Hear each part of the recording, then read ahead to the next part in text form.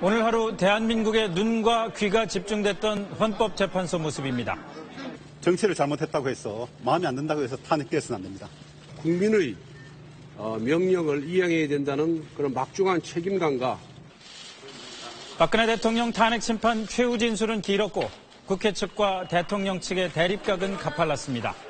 우리가 무엇 때문에 이런 긴 진술에 귀를 기울여야 하는지, 국민은 누구 때문에 촛불과 태극기를 각각 들고 서로 노려봐야 하는지 답답했습니다. 대통령은 모습을 보이지 않았습니다. 먼저 박근혜 대통령이 밝힌 최종 입장부터 알아보겠습니다. 박 대통령은 헌재에 출석하는 대신에 의견서를 작성해서 변호인단이 대신 읽도록 했습니다. 박 대통령은 여기서 뇌물수수와 직권남용 혐의를 전면 부인했습니다. 다만 최순실 씨에 대해 믿음을 가졌던 건 늦은 후회가 든다면서 처음으로 후회를 언급했습니다. 김종원 기자가 보도합니다.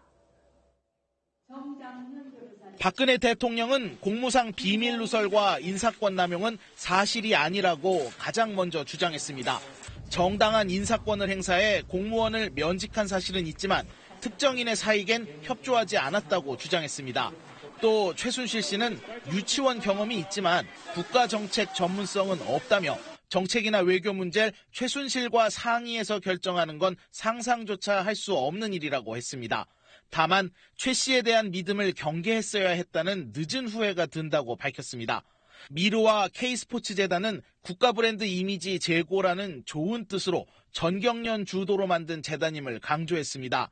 하지만 믿었던 사람의 잘못으로 선의가 왜곡됐다며 최순실의 잘못일 뿐이란 주장을 다시 펼쳤습니다. 이재용 부회장의 구속을 보곤 가슴이 아팠다고도 밝혔습니다. 또 최순실 씨가 소개한 KD 코퍼레이션이란 회사가 현대차에 납품을 하게 된 건 중소기업의 애로사항을 도와주려 했던 것이며 최 씨 지인의 회사이고 최 씨가 금품을 받았다는 건 알지도 못하고 상상도 못했다고 말했습니다. 세계일보의 인사 개입이나 세월호 참사 당일 미용 시술을 받았다는 의혹 역시 모두 사실이 아니라고 말했습니다. 세월호 당시 상황을 지속적으로 보고받았다며 재난 전문가가 아닌 대통령이 지나치게 개입하면 도움이 되지 않는다고 판단해 구조 상황에 대한 진척된 보고를 기다렸다고 주장했습니다. SBS 김종원입니다.